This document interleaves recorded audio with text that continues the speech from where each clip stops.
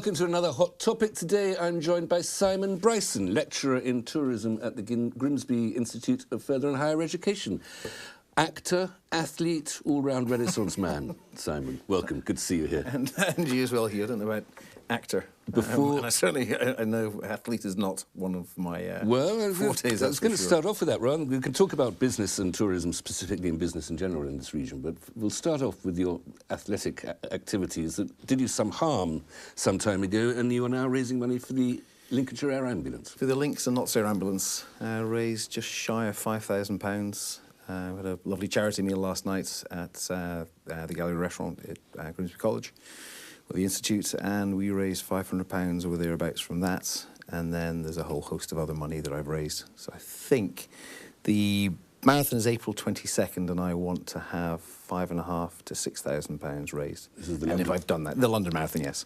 And if I've raised that, then I needed to raise £2,500, and I miraculously have raised a huge amount in a relatively short space of time. And you really were in some trouble. The ambulance saved your life. I don't know whether they saved my life. They certainly probably stopped me from ending up as a paraplegic or as a quadriplegic, I would have thought. OK, well, good luck with the marathon, good luck with the money raising. Can I just make a little plug there? Yes, of course you can. If people do want to donate, it's virginmoneygiving.com, and then my name's Simon Bryson. And if you are going to donate, please gift aid as well. Right. OK. Right. We'll have that's people giving you money. Let's talk about how it's made now, okay. Shall we? It's tourism, especially in this region. I suppose the biggest tourism draw in the last 12 months or the last 13 months has been the City of Culture in Hull, 2017. Would you judge it a success? I think it's been a huge success. I think it's been fantastic for Hull. Maybe not so much for us south of the river. I think the regeneration that has taken place in Hull has made a remarkable difference in terms of job creation and wealth creation. It's been a huge success. Is there any way of quantifying the value of City of Culture? In terms of monetary value, off the top of my head, I don't know what the statistics are in terms of the amount of money that it brought in, but you know, there has been a huge increase in visitors to Hull, and those people need places to eat, they need places to stay. There's other shops, the retail outlets. Everyone will have benefited in one way or another. And the legacy question, of course, because it's 1 year of celebrations. It keeps the status of Year of Culture for another 3-4 years after that. But 3 years, yeah, 3 or 4 years, yeah. And it moves to Coventry. But in terms of the legacy, artistic and financial, is that safe? It's as safe as how well it is managed and how well you can keep that ball rolling. If it's not focused on, then it's going to come to a grinding halt, isn't it? And it's up to the people who are in charge to keep that rolling. It's the same as any legacy. It's the same after the Olympics. It's how we keep that going, and reinvesting as well. It's not a one-hit wonder. It's this continual reinvestment, and where does that reinvestment come from? Well, the investment presumably is nobody's going to invest unless there's a profitable return on that investment. Exactly. So the investment is going but to be... we do see an inward investment. So by default, it's happening already. But it's keeping that ball rolling. Another event I noticed, because we were reporting on the news the other day, is the Tour de Yorkshire, or the Tour de Britain, did wonders just for North Lincolnshire, around Scunthorpe there. Yep. And vast amounts of money, vast amounts of people, and vast amounts of money. Just, for instance, in the accommodation industry, if that's the right term. Mm-hmm, mm-hmm. And that's just for an unfeasibly long bike race. For a very short period of time as they race through your village, they've gone. Yeah, that's it. Exactly. But if that brings in so much money, it can't be that difficult to do. Why are we not doing many more events like that in Lincolnshire and Yorkshire? And we have, in Lincolnshire and in Yorkshire, we have coast and countryside, and that is something that we should be focusing on. We have, an area of outstanding natural beauty from just 3 miles up the road from here. We have... Well, in the Lincolnshire Wolds. In the Lincolnshire Wolds, the area of outstanding natural beauty, yeah. And we have, church tourism. We have beautiful ancient churches that attract visitors, whether you're religious or not. People do come from far and wide. We used to have church tourism. It was organised and run by Lincolnshire Council. So we've got the coast, we've got countryside. There's no reason that we couldn't be, putting in place things like the Tough Mudder, things like great mountain biking, off-road biking, bits and pieces. There's no reason that we shouldn't be doing a lot more. You mentioned the coast there. It is a bit like paddling in cold tea, though, isn't it? I've never actually paddled in cold tea. So I'm Oh, you trying must to- try it, Simon. Just try it. A little bit of milk and 2 sugars. Very sweet. We have, you know, on those summer days, and we had a wonderful summer last year. We have a great beach, maybe not right at the mouth of the River Humber, but just slightly further south, and then down towards Skegness, and then north of Hull. We've got beautiful coastline. Absolutely beautiful coastline. It's not those magnificent stone beaches of the west coast, but we do, without a shadow of a doubt, we've got beautiful beaches. You talked about investment coming in from from other areas. Do we get in the tourism in Yorkshire and Lincolnshire, 2 of the most beautiful counties in the country? Absolutely. Do we get people coming from outside? Do we get people coming from abroad? We do, and there's no reason that we couldn't be attracting more. You know, if you think of the history and the heritage and the culture that we've got here, you know, the Lincoln Cathedral, Lincoln Castle, Beverley Minster, you know, we've got real architectural, real heritage, beautiful buildings, magnificent cathedrals and churches, and there's no reason that we shouldn't be attracting and marketing ourselves overseas to overseas visitors more. Why should they do, you know, why should they go to York and then miss this area? They do go to Lincoln. But, you know, we should be attracting more. You know, there's that space between York and Lincoln, and that's where we are in. Why aren't we? What could we do to attract more visitors to this area? You work and teach in Grimsby. Grimsby is probably never going to be a tourist destination in its own right. Why not? Because it's not very pretty, Simon. Oh, I hadn't noticed, sorry. Wonderful as it is, it should It be is. a It's a fantastic town, place, and but it has a huge amount of reasons to come here. You know, you think of where we are, the proximity of Grimsby and Cleethorpes. You know, let's not just take Grimsby as a single entity. There's Cleethorpes as well, and what we have around that. You know. Well, the point I was going to make, perhaps I'm unfairly rude to Grimsby. Cleethorpes, of course, is the pearl of the Humber Riviera. But Grimsby used to be dependent on one industry. We know about the fishing tradition here. And it may once again find itself in that situation with the renewable energies. Is it not a little bit worrying that Grimsby could once again be dependent just on one major industry? And that's why we can't go down that same route of just being dependent, you know, having all your eggs in one basket. You know, diversification is absolutely is the key. In terms of the renewables, that is a wonderful opportunity for us, a huge opportunity. We have in this area, you know, coast and countryside, cheap accommodations. So why are we not attracting people to live and work here, not just to come Monday through Friday and then disappear off home, staying in bed and breakfast and guest houses? Why are we not trying our utmost to get those contractors to stay, to live, and to move here? Well, that's renewables, but what other baskets are there for Grimsby to put its eggs in? Grimsby and its outlying districts is tourism, agriculture, agritourism. Are you aware that we got a wonderful vineyard not 10 miles from here? Have we really? We do. That's interesting. Any good? It is. The rosé that comes from there, from Somerby Wines. Okay. Maybe I think you're doing a bit too much advertising here, honestly, Simon, but... No, well, seriously, you know, we do. My French brother-in-law, a typical French wine snob, we did the blind taste test with some rosé from his region in Provence, and the Somerby wine, and blind taste testing, it came up better than his. Very well. Okay, that's something that everybody can experiment with. That sounds absolutely fascinating. But there's the agriculture you mentioned. What about then what happens to the stuff that's grown on the farms? The food industry, is that something that on the south bank of the Humber is again something that we absolutely must depend on? We must depend on it and augment it with other industries. As I say, you know, we can't be dependent. And who knows what's going to happen, you know, post-Brexit. Well, we'll come on to Brexit in the second half, Simon, inevitably. Just one final point about the renewables industry. It goes for Hull, really, as well as Grimsby. It doesn't employ all that many people to look after the turbines once they're up, and a lot of them are going to be Danish.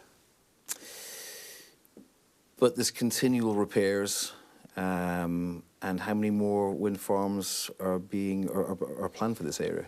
You know, Siemens invested many millions of pounds in the renewables. And it's not just wind turbines, is it? You know, we should be looking at alternatives. You know, we have the Humber. There's no reason we couldn't be looking at renewables as far as the Humber is concerned, the River Humber, obviously. And in terms of tidal power as well. In terms of tidal power, yes, sorry, yeah. Simon, I'll have to stop there. Join me again in a couple of minutes.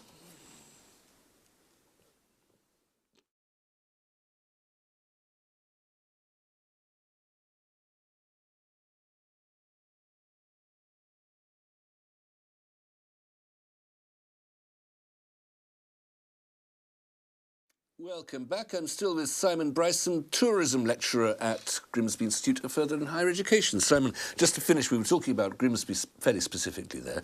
There was a piece in The Guardian last week, a long feature, describing the economy of Grimsby as pretty bleak. And there were Grimbarians describing people in this town who never even seen the sea, don't look beyond the end of their own street. Is there a future for Grimsby, renewable or no? When I read that, I thought it was written, and I'm assuming it's written by somebody in London, some middle-class person in London, who's possibly never been up here or been up here. Well, the reporter clearly visited, but and visited. When they were talking about, you know, people never seeing the sea, I'm sorry, Hugh, I don't believe that. I do not believe that. I think that is... I personally didn't think it particularly great journalism. I did think it was very negative about a great city or a great town. And in terms of never seeing the sea, one of the problems, of course, is that the sea is at risk of coming to visit. Yes, that's global warming. That's through global warming we're talking about. Well, and flooding, yeah. Yes. We had, just recently we had the supermoon and a very high tide. I don't think anybody was hurt or much damage was done by it, but those flood defences are, presumably, they're absolutely crucial all up and down the Humber. They are, and unless we start altering our lifestyles accordingly, we are going to see global warming and the water levels rising. But that's a much bigger discussion, a much bigger picture, possibly to talk about at a later stage. Let's move on in your own sort of field of expertise. You're an educator, you're a teacher. I mean, education and teaching absolutely crucial to the economy around here, of course, because you need those skills. Are we developing those skills in sufficient numbers and in sufficient depth? We are developing those skills. Here within the institutes, we're looking at increasing engineering. Here within the Institute, we're looking at business, we're looking at tourism. And tourism plays, as you know, a huge part of our economy, and it is something that we should be continue to grow and expand. You know, we are blessed here with great lecturers, students who truly want to learn and to make a difference. And if we can marry those, then there's a great future, a great future. Is there a risk in teaching, and this is probably nationally just as much as locally around here, that in teaching specific skills for money-making reasons, for economic reasons, that we're creating economic units, and that we have lost the more traditional aspects of education? There's, you know, it's a good idea to get the training in order to make money, but there's no point in making the money if you don't know what to spend it on, because you're so intellectually barren that you have no knowledge of a field of reference or indeed a culture. Is there not room for both? I would have thought so, yes, but very often I don't see it. I see people who are absolutely brilliant technicians, but who've never picked up a copy of the complete works of Shakespeare. I wouldn't pick up a copy of that. You go and see it at the theatre, Simon. You're an actor, but who never picked up a book written before they were born. So you're suggesting that our students don't read?